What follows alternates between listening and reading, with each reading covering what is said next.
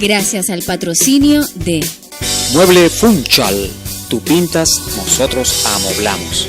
Somos fabricantes y estamos ubicados en la avenida 4 Bellavista, antiguo Cine Guairén, local número 3. Teléfono 0424-654-1441.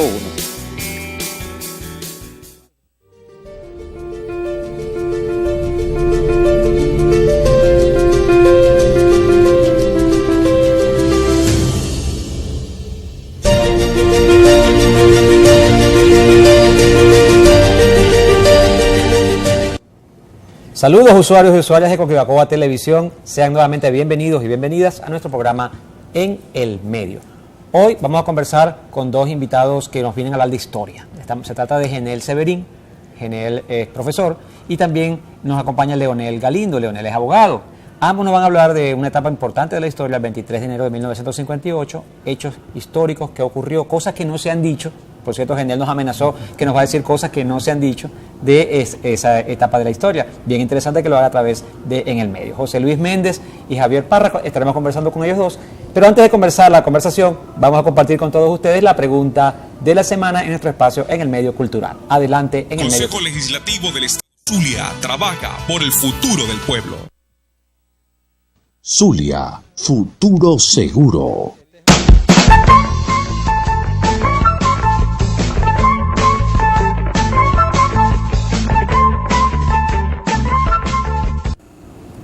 La pregunta de esta semana tiene que ver con esa fecha histórica de la que hablamos hace un rato, el 23 de enero de 1958.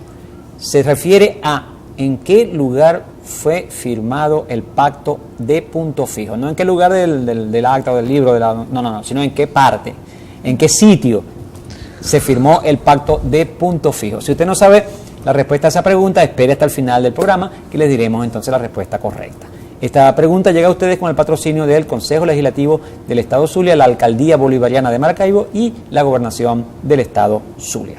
José Luis, el 23 de enero de 1958, lo han contado de diferentes maneras, pero hoy tenemos dos personajes que nos van a dar también su versión, algunas coincidirán con las que ya se han contado y otras serán nuevas. De hecho, Genel Severín nos dijo que tenía muchas cosas nuevas que contarnos que nadie sabía o que no se han dicho antes, así que vamos a aprovecharlo el día de hoy. Adelante, Genel. Bueno, gracias por la invitación, de verdad que siempre que venga donde ustedes pueden estar seguros que voy a hablar de la tierrita de donde vengo, ¿no? Por supuesto. De allá el saludo de la única tierra donde existe la única capital de palafitos del país. Es la tierra donde apareció el petróleo y dijo que Venezuela tenía petróleo. El Barroso dijo que era industrial. Todo eso hay que aclararlo. Porque a veces la gente piensa que si es en el Sumaque, que si es en Barroso. No. El Sumaque dijo, tenemos mucho petróleo porque brotaba. Ya los indígenas lo utilizaban. Exactamente. 500 años antes lo usaban para prender luz, para la cacería, las lanchas, para las heridas. Utilizaban eso. Pero el Barroso demostró que era industrial, que Venezuela estaba llena de petróleo y viene la avalancha. Es por lo que allí nazco yo, porque mi padre Servino se casó con la India, la indiecita. Tu papá venía de Holanda. Sí, que la India era ñu. Y bueno, yo diría que era tan bonita porque fue elegida a los 15 años la reina de la refinería cuando la inauguraron. Que los indígenas eran discriminados. Eso te dice bastante. Y no son cuentos, métanse en internet, revisen donde dice refinería de San Lorenzo y aparece el nombre de mi madre como la reina de la refinería. Genial. ¿Qué edad tenías en ese momento? 23 de enero de 1958. ¿Qué tenías y qué recuerdas del momento? Mira, estaba tú sabes cómo se estudiaba antes. Hasta los 7 años tú no podías entrar a primer grado. Así era como se estudiaba. Sí. Antes de los 7 Entonces ya yo en eso, ya yo tenía 18 años sumando y me tocó, fue muy importante para mí porque tuve que ir a estudiar a Mérida por una cuestión que me pasó, donde fui aplazado en una materia y tuve que ir a repetir allá por una persecución política. Una persecución política y me aplazaron. Por ser comunista, di la verdad. Sí, entonces como les conté un día que estuvimos conversando, conocí magníficas personas que formaron mi vida y otros que no los he nombrado, el Flaco Prada, por ejemplo, un gran amigo, gente que la gente no se imagina que uno fueron amigos de ellos y lo formaron a uno.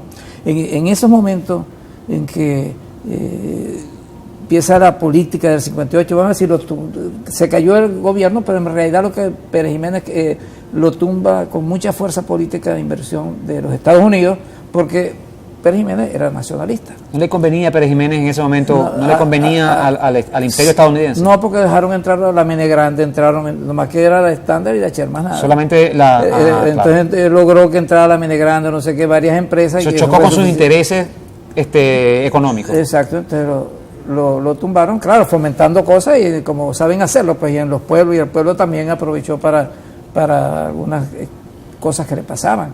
No podemos decir que era escasez de trabajo, había dinero, había esas cosas, pero otras cosas políticas que se utilizaron por supuesto el comunismo que yo formaba en ese momento, tenía en ese momento unos 4, junio, julio, como 5 o 6 meses de ser comunista, pues.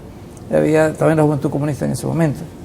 Entonces, se viene esto y para mí el 58 quedó muy marcado porque cuando voy a mi pueblo, porque el 23 cayó el gobierno, no suspendieron las clases y tuve que irme a mi pueblito y llegamos allí, política más que sabía eso que les medio conté un día, y entonces cuando está hablando el tipo ahí que está la plaza llena de gente, guardias nacionales con los fusiles así, y dicen ahora en nombre de los estudiantes, General Severín, y yo nunca había hablado en público. Y me paro allí y digo, camarada, no quedó nadie en la plaza. ¡Wow! Del susto. Decir camarada a 20 horas de haber caído Jiménez, dije camarada, eso es impresionante. Cómo la gente se asustó y se apartaba.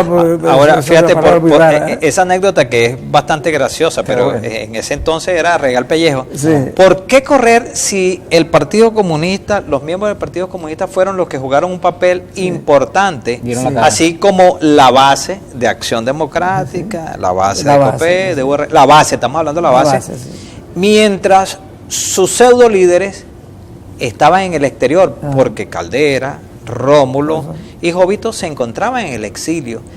A mí se me parece un poco a estos pseudo líderes que han prendido el avispero y se están chuleando los reales, porque eso como que no es nuevo, y están en el exilio y tienen aquí a unas cabezas de playa. Galindo, ¿qué me puedes decir tú de eso? Bueno, buenos días, gracias por la invitación, José Luis, bienvenido, Javier. Bienvenido. Me complace compartir con ustedes, con el profesor Severín. Yo creo que este momento y esta parte de la historia tenemos que contextualizarla, ¿no? Desde el punto de vista de las garantías y los derechos, ¿no? Esa dirigencia del 58, porque yo nací posteriormente al 58, ¿no? Pero hemos estudiado la historia, ¿no? Se parece mucho ese exilio de Nueva York. Ellos se fueron, gran parte, como tú lo indicas, Betancourt, Caldera, Jovito, se fueron al exilio. Es el mismo exilio con las mismas características y las mismas condiciones del exilio que hoy se presenta en Venezuela, ¿no? Ese exilio que no reconoce al Estado, porque no es el Estado que ellos toda la vida utilizaron para generar riqueza, para explotar. Pero sin embargo, la Constitución, ¿no?, que en ese momento regía los destinos de Venezuela, no es la misma Constitución de hoy, ¿no? Es una Constitución que hoy nos la dimos los venezolanos. Que es la del 99 participativa. Que es la del 99, que es participativa. Aquella era representativa y solamente en los cenáculos o en los centros de poder era que se ejercía o que se desarrollaba. De hecho, el pueblo no la conocía. El pueblo no la conocía. Pero vamos a contextualizar la historia, porque ¿cómo se hizo esa Constitución y cómo se hizo esta? Sí, no, y antes de llegar a José Vicente, ¿quién estaba? ¿No? Que era Juan Vicente Gómez, ¿no? Y cuál era la relación de Juan Vicente Gómez con el poder o con el imperio norteamericano y los intereses que tenían las empresas allí, ¿entiendes? ¿Y qué fue lo que hizo Juan Vicente, el general Pérez Jiménez para el momento en que se producen los hechos, ¿no? Y cuál es el partido que asume ese liderazgo, que es el Partido Comunista? Y Acción Democrática y COPEI, como la historia lo recoge, la base fue la que se movilizó y el Partido Comunista queda invisibilizado, inclusive ilegalizado. Ilegalizado. Una vez que lograron obtener el poder, lo neutralizan. Lo neutralizan. Pero el contexto jurídico, que es lo más importante en esto, es que nosotros teníamos una carta fundamental que no garantizaba ni la libertad, ni los derechos, ni la participación. ¿Entiendes? Hoy, ese pueblo que se puede estar moviendo, ¿no?, en todo el territorio nacional, tiene libertades inclusive excesivas, ¿no? Porque participan, postulan, ¿entiendes? ¿entiendes? Registran cualquier tipo de organización y partido. En esa época no era así. Ahora, fíjate, ¿entiendes? una cosa, que estás hablando de lo jurídico y Severín para que nos corrija de repente. Había una constitución para la época cuando estaba Pérez Jiménez. Sí. Ok, Vamos, y es una constitución vamos que a estaba ver su detalle preestablecida. Cuando regresemos, José Luis. Ya, tan rápido. Sí, ya nos toca hacer Nos han tumbado. Ahora sí nos tumbado. Nos tomó Nemesio. Nemesio y Omar nos han tumbado. Vamos a hacer la primera pausa. Sí. La primera pausa del programa. Cuando regresemos, entonces, José Luis, comencemos con esa pregunta. Las características de la constitución que existía en la época de Pérez Jiménez, antes de que llegara el pacto de punto fijo y tomara el poder Acción Democrática y COPEI a través de la Acción Democrática y COPEI, retomara el poder en nuestro país, el imperio estadounidense. Vamos a hacer la primera pausa del programa, no se vaya muy lejos, que vamos a continuar con mucho más de En el Medio. Ya volvemos.